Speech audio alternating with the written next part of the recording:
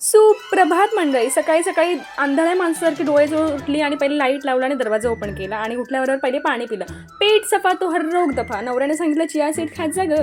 आणि आई ते खायची सवय झाली आहे ना, तर कामात हाड काही लपत नाही माझं. मम्मी नाही आहे म्हणून स्वतःचा डबा स्वतःच बनवला. सासरी असल्यावर माझ्या घरात कामवाली बाई घुसते आणि माहेरी असल्यावर अवदस. असं का होतं कोणाच ठाऊक. सासरी कितीही काम केलं तरी थकत नाही आणि माहेरी पाण्याचा एक ग्लास उचलून ठेवला असं वाटतं दिवसभर किती काम केलंय देवा. मला असं वाटतं सगळ्याच लेडीजचा हा प्रॉब्लेम आहे.